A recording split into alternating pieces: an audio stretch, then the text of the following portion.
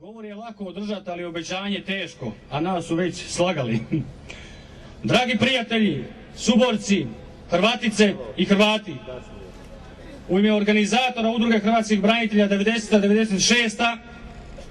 došli smo ovdje i pozvali vas sve kako bismo objavili, obznanili i kazali svoje u svezi jučerašnje presude hrvatskome narodu. A reći ćemo im sljedeće. Ne vjerujemo u zdrav razum, poštenje i pravednost onih pred čijim su očima odvedeni i pobijeni ranjenici iz Vukovarske bolnice.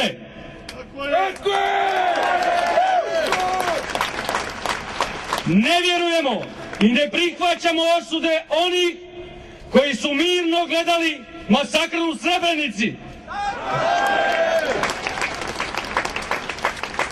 Jednom riječju, ne vjerujemo, ne priznajemo Haški sud niti njegove presude.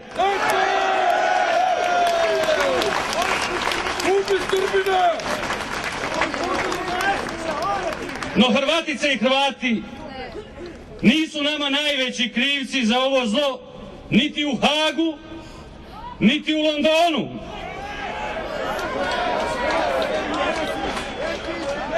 Mi krivce za ovu i ovakvu presudu i za uhićenje naših generala imamo ovdje blizu.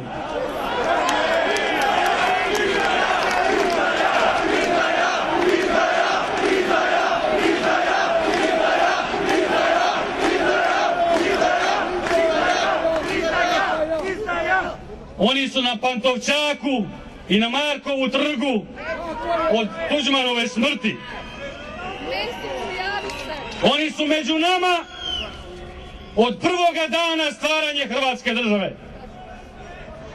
Nama su, braćo i sestre, poštovani suborci, za ovu i ovakvu presudu, za naš progon, za naša uhićenja, za našu sramotu i siromaštvo krivi crveni, žuti, zeleni, ali i plavi vragovi, no ove posljednje predsjednik Tuđman nije stigao prepoznati.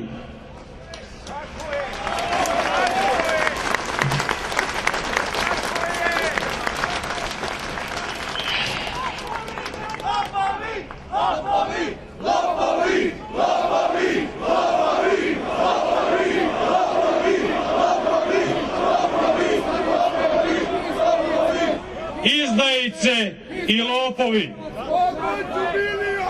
I zato sa ovog mjesta ovdje pred vama, kao svjedocima, ja ih u ime svih vas i svoje osobno ime osuđujem. Osuđujem ih u ime hrvatskih branitelja, u ime osiromašenog, opljačkanog i prevaranog hrvatskog naroda u domovini i izvan nje.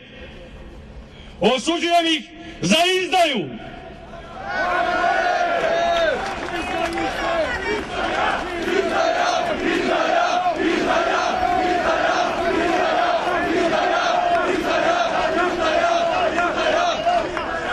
Osuđujem ih za prijevaru i pljačku. Doći će imena. Jel vam trebam kazati imena? Mesići, Pusići,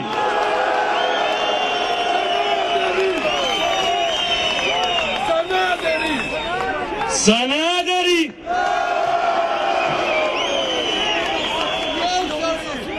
i mnogi drugi, puno bi mi vremena trebalo.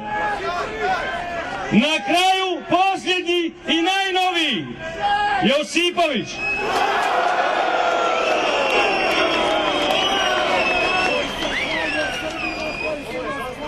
Osuđujem ih u ime svih nas, a presudu će hrvatski narod donijeti na sljedećim izborima. I na kraju vam šaljem ovu poruku. Hrvatska je iznad svega, samo Bog je od nje veći i hrvatski narod preći. Hvala.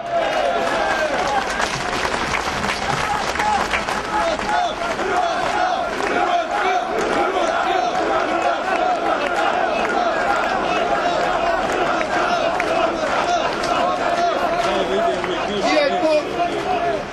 Hvala